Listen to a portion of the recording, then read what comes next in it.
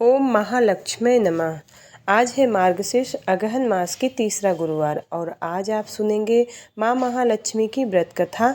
श्री अगहन बृहस्पति की कथा या श्री महालक्ष्मी व्रत कथा का श्रवण या पठन करने से दुख दरिद्रता दूर हो जाती है।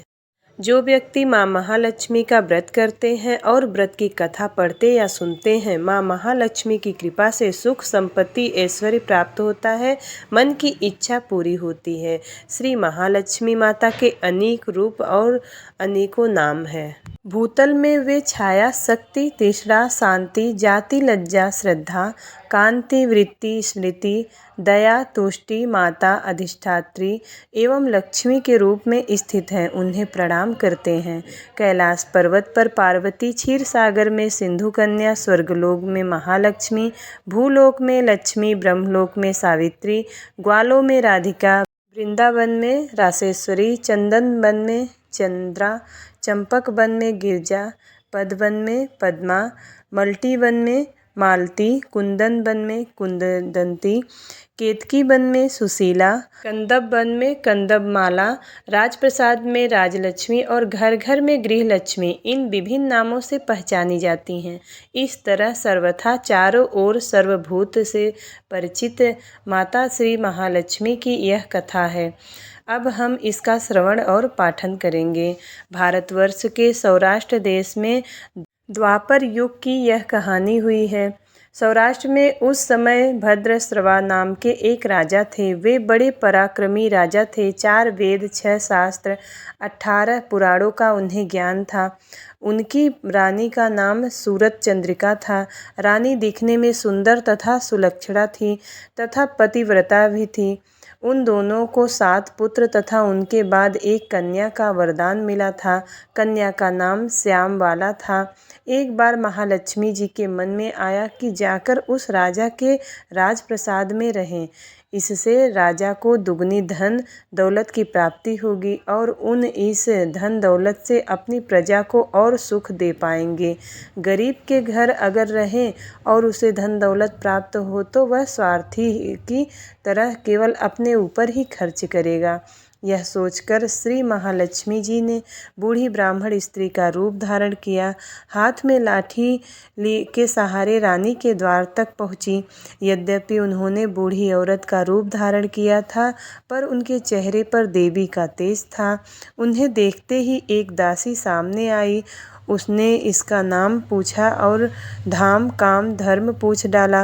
वृद्ध ब्राह्मण का रूप धारित माता लक्ष्मी ने कहा, बालिके, मेरा नाम कमला है। मेरे पति का नाम भुवनेश है।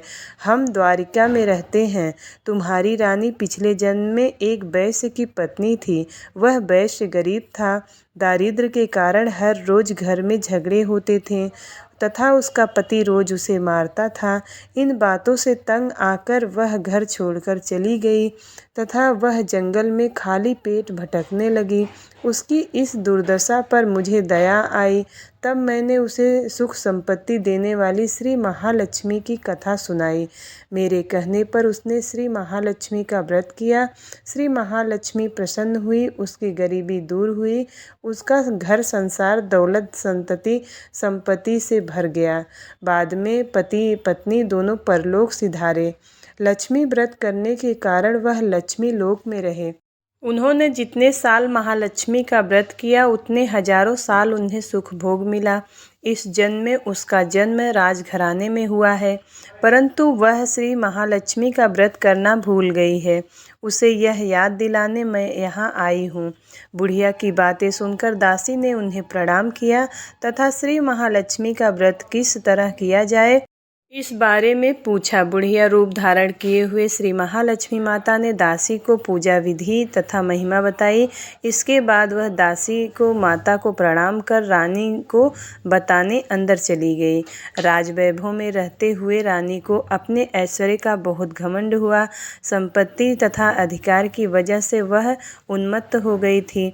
दासी द्वारा बताई गई बुढ़िया की बातें सुनकर वह आग बबूला होकर राजद्वार पर आकर बुढ़िया रूपी श्री महालक्ष्मी पर बरस पड़ी।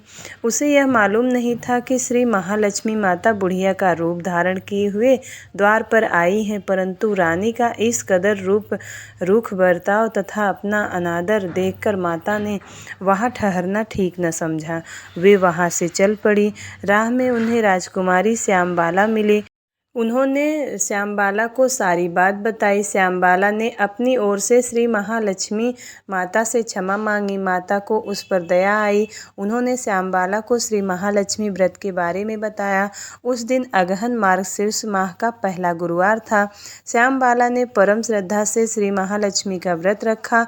फलस्वरूप राजा सिद्धेश्वर के सुपुत्र मालाधार से उसका विवाह हुआ। वह धन दौलत ऐश्वर्य वैभव से मालामाल हो गई। पति के साथ ससुराल में आनंद से दिन बिताने लगी। इधर श्री महालक्ष्मी का रानी पर प्रकोप हुआ।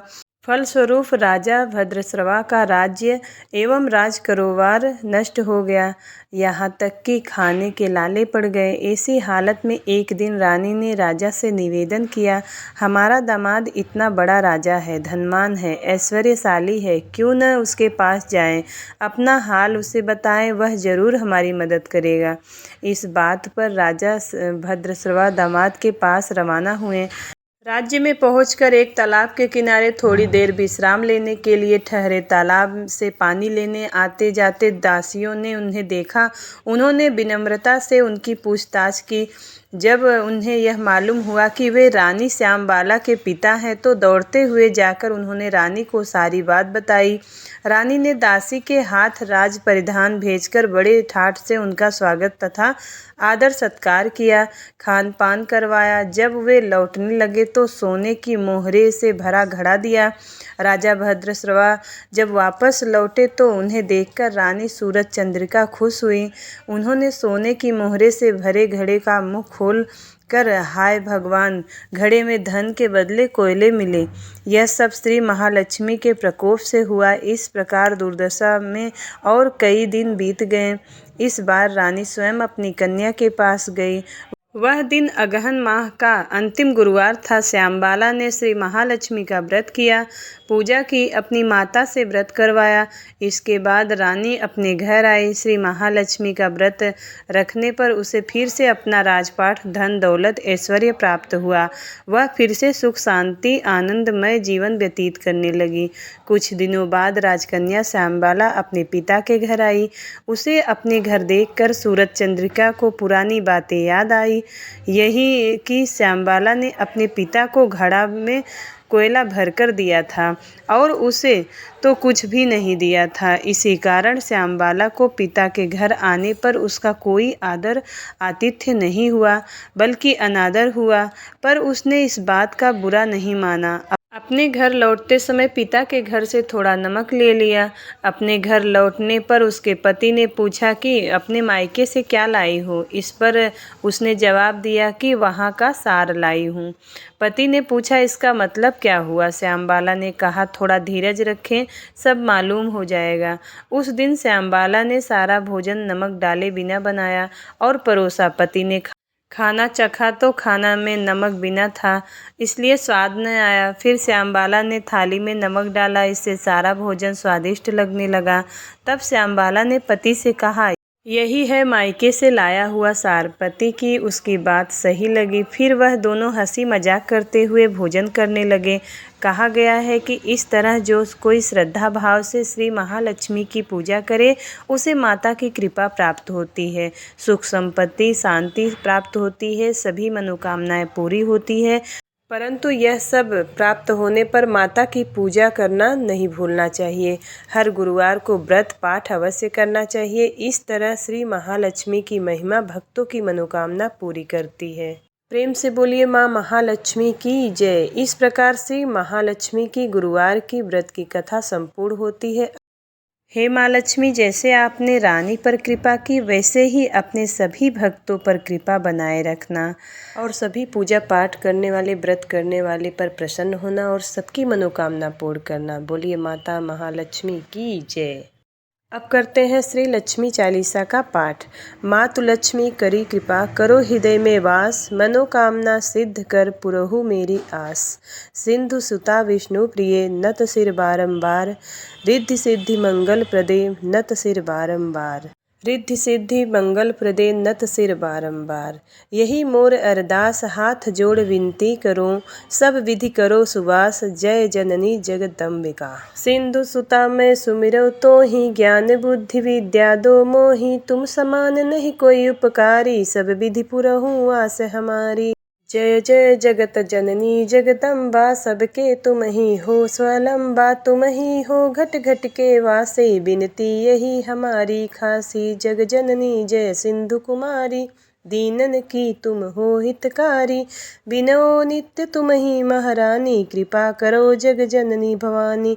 के ही विधि स्तुति करो तिहारी, सुध लीजे अपराध विसारी, कृपा दृष्टि चित ओ ममोरी, जगत जननी विनती सुन मोरी। ज्ञान बुद्धि जय सुख की दाता, संकट हरो हमारी माता, क्षीर सिंधु जब विष्णु मथायो, 14 रत्न सिंधु में पायो, 14 रत्न में तुम सुख राशि, सेवा कियो प्रभु ही बनिदासी।